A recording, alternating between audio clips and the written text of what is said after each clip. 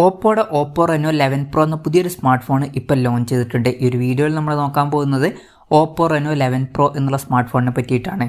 ആദ്യം നമ്മൾ ഫീച്ചേഴ്സും കാര്യങ്ങളൊക്കെ നോക്കുകയാണെന്നുണ്ടെങ്കിൽ ഓപ്പോ റെനോ 11 പ്രോയിൽ 6.74 ഇഞ്ചിൻ്റെ 1.5K ഡിസ്പ്ലേ കൊടുത്തിട്ടുണ്ട്.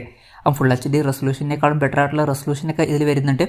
OLED പാനലാണ് ഇതിൽ ഉപയോഗിച്ചിരിക്കുന്നത്. പിന്നെ കേർവ്ഡ് ആയിട്ടുള്ള ഡിസ്പ്ലേയും കാര്യങ്ങളൊക്കെ ഇതിൽ വരുന്നുണ്ട്. നല്ലൊരു കാര്യമാണ്. 120 Hz റിഫ്രഷ് റേറ്റ് ഇതിൽ സപ്പോർട്ട് ചെയ്യുന്നുണ്ട്. 240 Hz ടച്ച് സാമ്പിളിംഗ് റേറ്റും ഇതിൽ കൊടുത്തിട്ടുണ്ട്.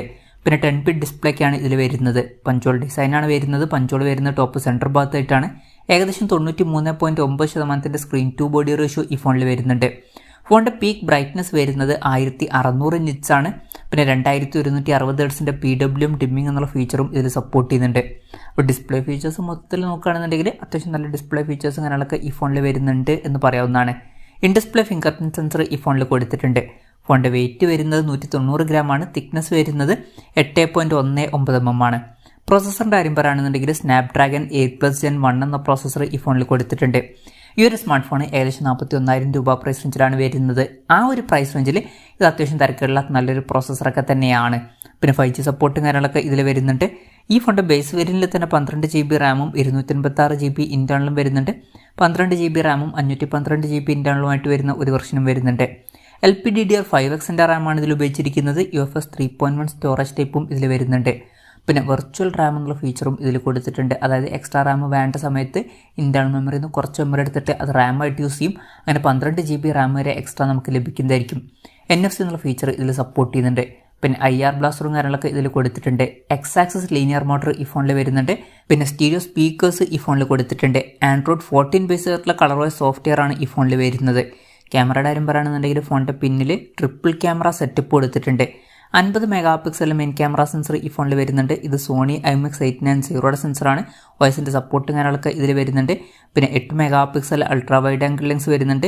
ഇത് കൂടാതെ 32 MP സോണി IMX 709 ഒരു ടെലിഫോട്ടോ ലെൻസും കൊടുത്തിട്ടുണ്ട്. ഇതിൽ 2x ഒപ്റ്റിക്കൽ സൂമൊക്കെ സപ്പോർട്ട് ചെയ്യുന്നുണ്ട്. പിന്നെ ഫ്രണ്ടിൽ 32 MP സോണി IMX 709 സെൽഫി ക്യാമറയും കൊടുത്തിട്ടുണ്ട്. ഓൺ പേപ്പർ അത്യാവശ്യം നല്ല ക്യാമറ സ്പെസിഫിക്കേഷനും കാര്യങ്ങളൊക്കെ ഈ ഫോണിൽ വരുന്നുണ്ട് എന്ന് പറയാവുന്നതാണ്. പിന്നെ പൊതുവേ ഓപ്പോയുടെ റെനോ സീരീസിൽ വരുന്ന ഫോണുകളിൽ അത്യാവശ്യം നല്ല ക്യാമറ പെർഫോമൻസും വരാറുണ്ട്. ഈ ഒരു ഫോണിൽ അത്യാവശ്യം നല്ലൊരു ക്യാമറ പെർഫോമൻസ് നമുക്ക് എക്സ്പെക്റ്റ് ചെയ്യാവുന്നതാണ്. ഇനി ബാറ്ററിയുടെ കാര്യം പറയുകയാണെന്നുണ്ടെങ്കിൽ 4700 mAh ബാറ്ററിയാണ് കൊടുത്തിരിക്കുന്നത്. 80 വാട്ടിൻ്റെ ഫാസ്റ്റ് ചാർജ് സപ്പോർട്ട് ചെയ്യുന്നുണ്ട്. Type-C ചാർജിംഗ് പോർട്ടും ഇതിൽ കൊടുത്തിട്ടുണ്ട്. പിന്നെ എടുത്തു പറയേണ്ട ഒരു കാര്യം എന്ന് പറയുന്നത് 4 കൊല്ലത്തേക്ക് ബാറ്ററിക്ക് റീപ്ലേസ്മെൻറ്റ് വാറണ്ടിയും കാര്യങ്ങളൊക്കെ വരുന്നുണ്ട്. അത് ഇൻട്രസ്റ്റിംഗ് ആയിട്ടുള്ള ഒരു കാര്യമാണ്. ഇതൊക്കെയാണ് ഫീച്ചേഴ്സിനെ പറ്റി പറയാനുള്ള കാര്യങ്ങൾ. പിന്നെ ഈ ഒരു സ്മാർട്ട് ഫോൺ ഇപ്പം ഇന്ത്യൻ മാർക്കറ്റിൽ ലോഞ്ച് ചെയ്തിട്ടില്ല. അപ്പോൾ ചൈനീസ് മാർക്കറ്റിലാണ് ഈ സ്മാർട്ട് ഫോൺ ലോഞ്ച് ചെയ്തിരിക്കുന്നത്. ചൈനീസ് മാർക്കറ്റിൽ ഈ സ്മാർട്ട് ഫോൺ ലോഞ്ച് ചെയ്തിരിക്കുന്നത് 3499 യുവാൻ എന്ന പ്രൈസിങ്ങിലാണ്. അതായത് 41,000 രൂപ പ്രൈസ് റേഞ്ചിൽ. ആ ഒരു പ്രൈസ് റേഞ്ചിൽ ഈ പറഞ്ഞിട്ടുള്ള ഫീച്ചേഴ്സ് എങ്ങനെയുണ്ട് എന്ന് വെച്ചാൽ അത്യാവശ്യം തിരക്കുള്ള നല്ല ഫീച്ചേഴ്സൊക്കെ തന്നെയാണ്. നല്ല ഡിസ്പ്ലേ ഫീച്ചേഴ്സും ഓൺ പേപ്പർ നല്ലൊരു ക്യാമറ സ്പെസിഫിക്കേഷനും നല്ലൊരു ബാറ്ററി സെറ്റപ്പും കാര്യങ്ങളൊക്കെ വരുന്നുണ്ട്. പിന്നെ ഈ ഒരു പ്രൈസ് റേഞ്ചിൽ തിരക്കുള്ളാത്തൊരു പ്രോസസ്സറും ഈ ഫോണിൽ വരുന്നുണ്ട്. മൊത്തത്തിൽ നോക്കുമ്പം ഈ ഒരു പ്രൈസ് റേഞ്ചിൽ അത്യാവശ്യം നല്ല ഫീച്ചേഴ്സൊക്കെ വരുന്നുണ്ട് എന്ന് പറയാവുന്നതാണ്. ഇനി ഇന്ത്യൻ മാർക്കറ്റിൽ ഈ ഫോൺ ലോഞ്ച് ചെയ്യുമെന്ന് വെച്ചാൽ ഇന്ത്യൻ മാർക്കറ്റിൽ ഈ ഫോൺ ലോഞ്ച് ചെയ്തേക്കാം. ഓപ്പോയുടെ റെനോ സീരീസിൽ വരുന്ന ഫോണുകൾ ഇന്ത്യൻ മാർക്കറ്റിൽ ലോഞ്ച് ചെയ്യാറുണ്ട്. പിന്നെ ഇന്ത്യൻ മാർക്കറ്റിൽ ലോഞ്ച് ചെയ്യുകയാണെന്നുണ്ടെങ്കിൽ വില കുറച്ചും കൂടി കൂടാൻ ചാൻസ് ഉണ്ട്. ഒരു 55,000 രൂപ പ്രൈസ് റേഞ്ചിൽ അല്ലാന്നുണ്ടെങ്കിൽ അതിനേക്കാൾ കുറച്ചും കൂടി കൂടിയൊരു പ്രൈസ് റേഞ്ചിലൊക്കെ ആയിട്ട് ഈ ഫോൺ എക്സ്പെക്റ്റ് ചെയ്യാവുന്നതാണ്. എന്തായാലും കൺഫർമേഷൻസ് ഒന്നും ഇപ്പം പുറത്ത് വന്നിട്ടില്ല. ജസ്റ്റ് നമ്മുടെ എക്സ്പെക്റ്റേഷൻ പറഞ്ഞു എന്നേ ഉള്ളൂ.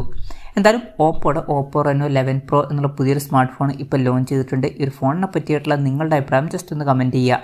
അതുപോലെ തന്നെ ഈ ഒരു സ്മാർട്ട് ഫോൺ ഇന്ത്യൻ മാർക്കറ്റിൽ നിങ്ങൾ ഏത് പ്രൈസിങ്ങിലാണ് എക്സ്പെക്റ്റ് ചെയ്യുന്നത് എന്നുള്ള കാര്യം കൂടി ജസ്റ്റ് ഒന്ന് കമൻറ്റ് ചെയ്യുക.